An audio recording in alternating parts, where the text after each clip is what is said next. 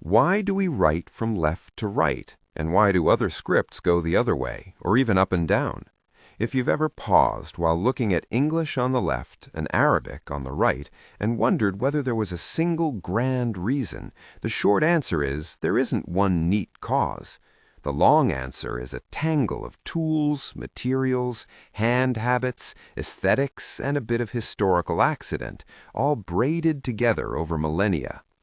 Let's rewind the story of writing direction and follow the clues under our hands. Start with a quick mental map.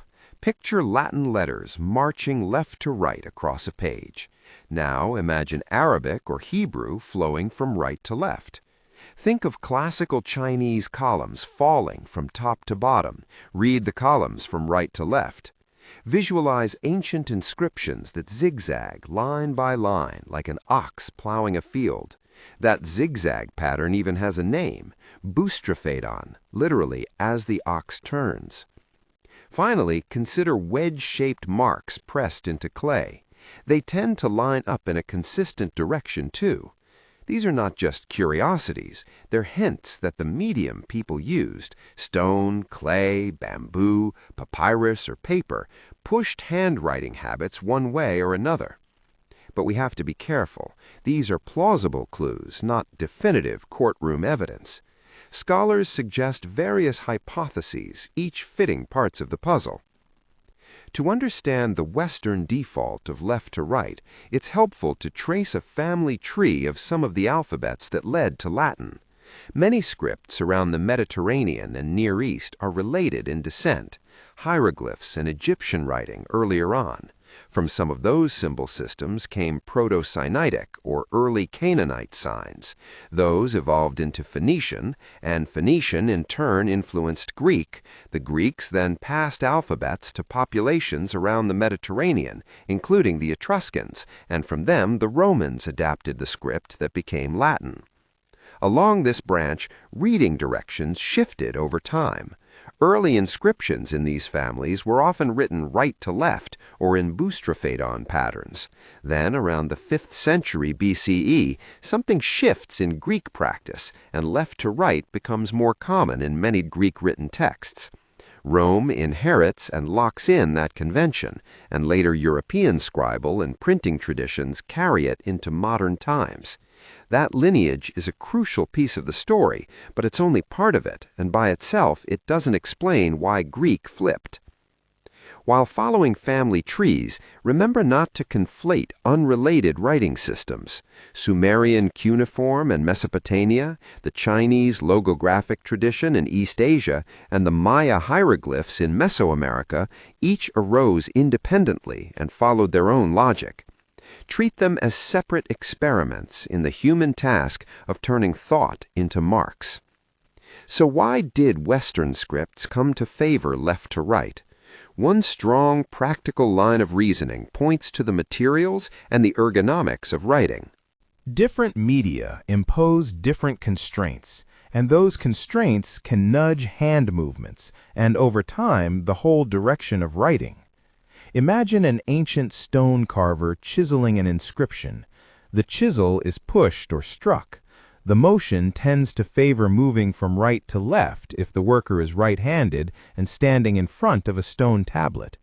When you push a chisel with your right hand across a stone surface, pushing from right to left keeps the body positioned to view the emerging shapes and reduces awkward twisting. For monumental inscriptions carved into hard surfaces, then, there's a plausible physical bias toward right-to-left strokes.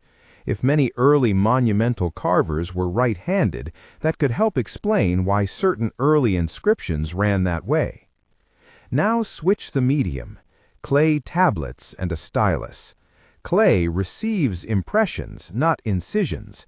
When you press a triangular stylus into soft clay with your right hand, moving left to right lets you avoid dragging your hand across fresh impressions and smudging the wet wedge marks. So here, the ergonomics tilt the other way. Mesopotamian cuneiform, typically incised on clay and often arranged in lines running left to right, fits that tendency. The wet clay medium rewards a left-to-right stroke because it reduces smearing and keeps the hand clear of newly made marks.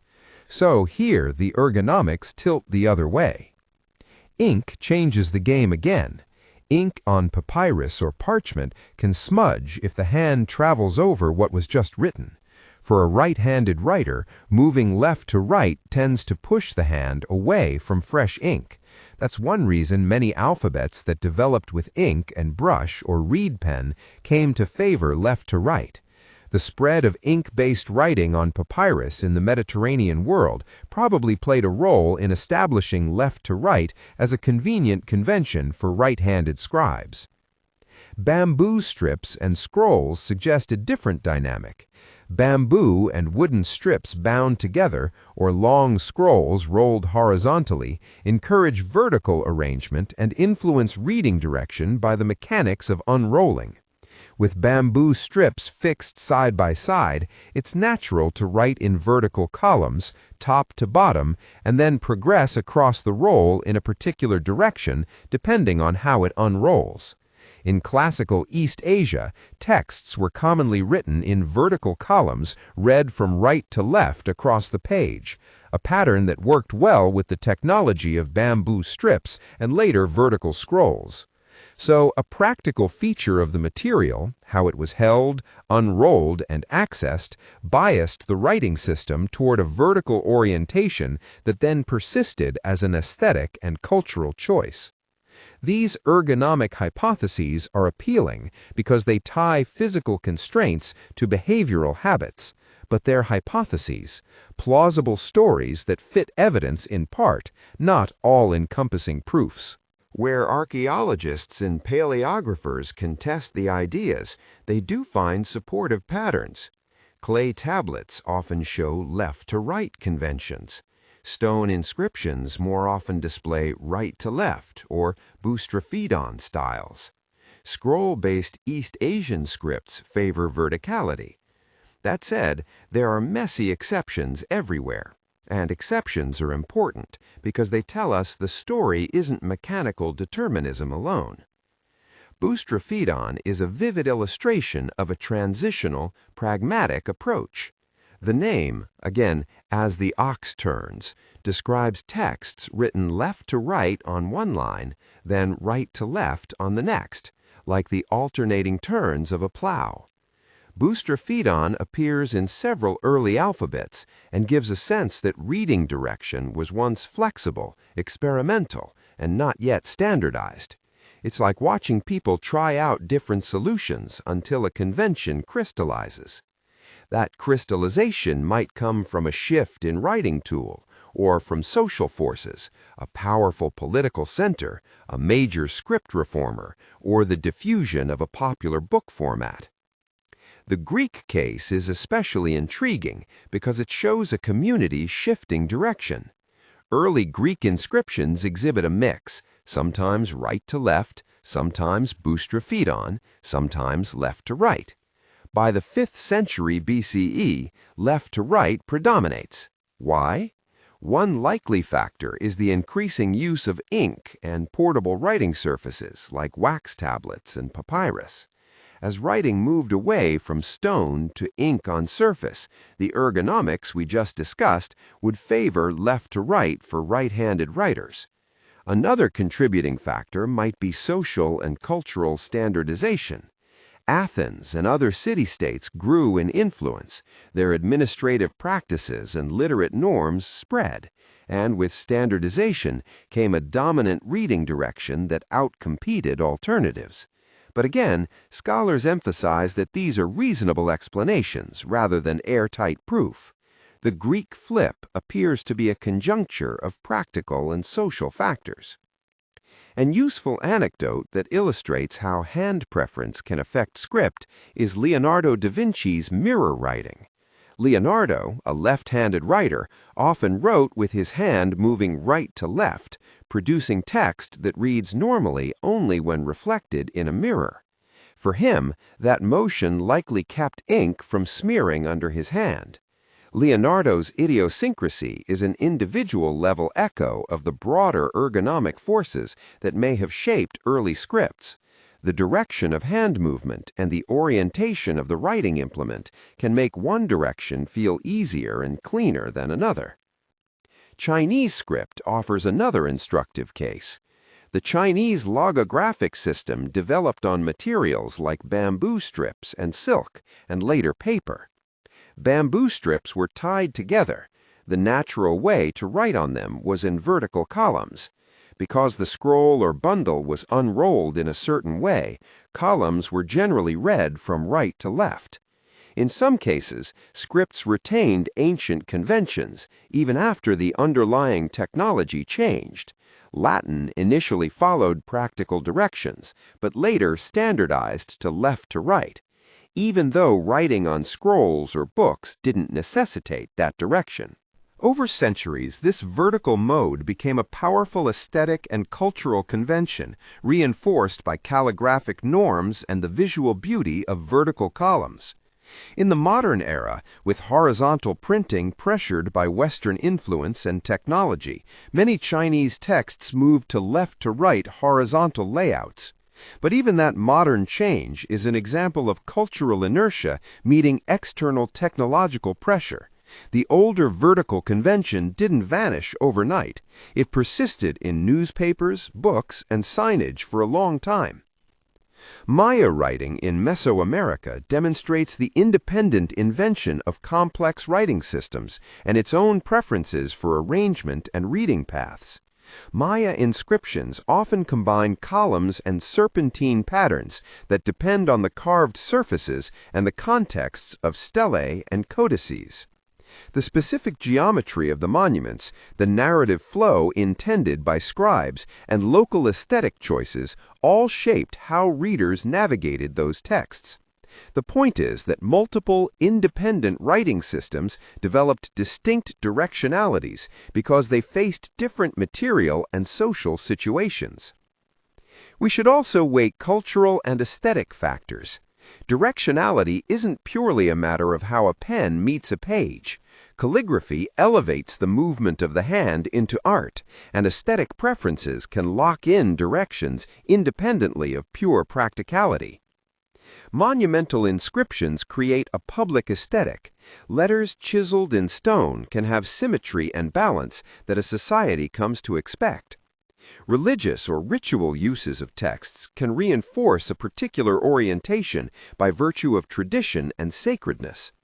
Once a convention gains prestige because it appears on coins, on sacred texts, on state decrees, it becomes harder to change.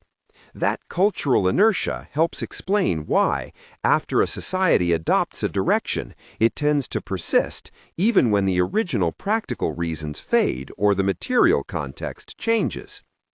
Another layer is social transmission and pedagogy. Writing conventions are taught. If scribal schools, bureaucrats, and artisans instruct generations to make characters in a certain sequence and direction, the habit becomes normative. Printing technology can solidify those norms. The first widely distributed printed books in a language often standardize spellings, punctuation, and layout. When the press spreads a layout globally, local variations can shrink. The invention of the printing press and later mass printing technologies therefore helped freeze some conventions into place in Europe and elsewhere. None of these explanations is decisive by itself. The most plausible view is one of multiple causation. Materials and ergonomics nudge directionality in predictable ways. Social prestige and institutional power lock in conventions, and chance and individual quirks sometimes tip the balance toward one configuration or another. Pieces of evidence from archaeology, paleography, and surviving manuscripts line up with this mixed account. Clay tablets show one pattern, monumental stones another, bamboo scrolls a third, and ink on parchment yet another. The overall pattern suggests that writing direction is historically contingent, shaped by a cluster of interacting factors rather than by a single inevitable law. Let's zoom back in for a few crisp micro-examples that make these abstract points concrete. Boustrophedon, which you can imagine as a type of alternating reed zigzag, shows early experimentation. On a Boustrophedon text, the second line runs in the opposite direction from the first, requiring readers to flip their orientation as they move down the page. It's an elegant transitional solution when a community hasn't yet standardized a clear habit. Leonardo's mirror writing offers an intimate demonstration of the role of handedness. A left-handed writer, finding ink messy, might turn to right-to-left strokes to keep the hand from smudging. That individual choice is not a cultural revolution, but it reveals how comfortable motions can become entrenched at larger scales if they coincide with practical advantages and social reinforcement. The Greek reversal from right to left to right around the 5th century BCE is a classic turning point often cited in studies of directionality.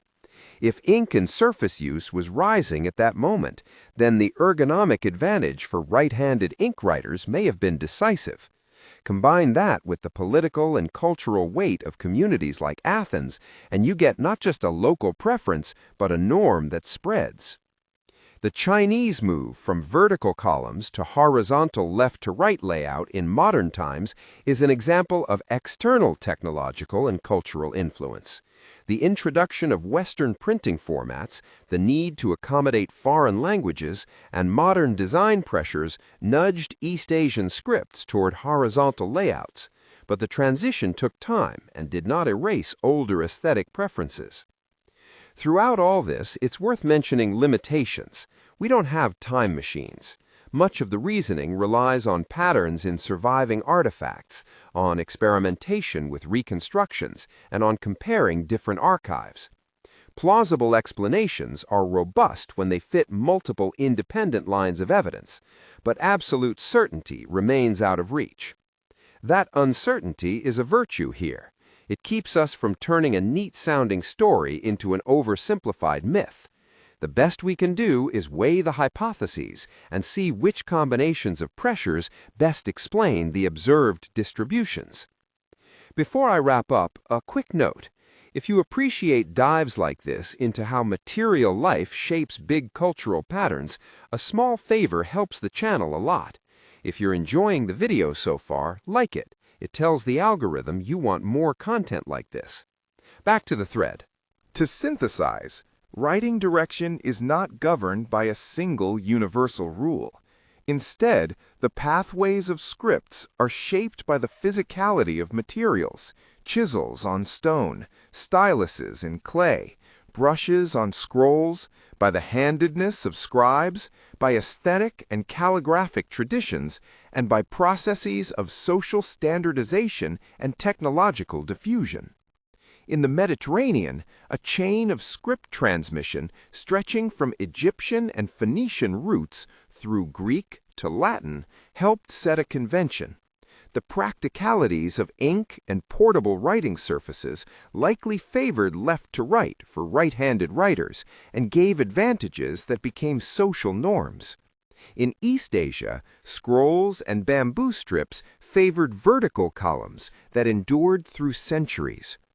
Independent scripts like cuneiform and Maya writing reveal that people everywhere found different solutions adapted to their circumstances. So, when you think about why English reads left to right, remember, it's the product of centuries of small decisions, tool choices, social power, and habit.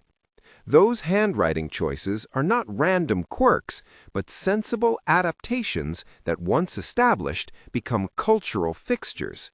They show how deeply material culture, what we touch and how we make marks, shapes even the most basic features of how we organize thought on a page. If you want to dig deeper, I've put the sources and recommended reading in the description below.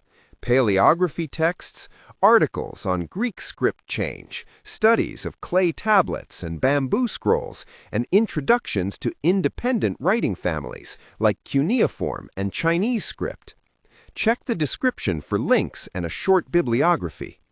If you're curious which explanation you find most convincing, ergonomic pressure, social prestige, or historical accident, tell me in the comments. I'd love to hear which piece of the puzzle resonates with you.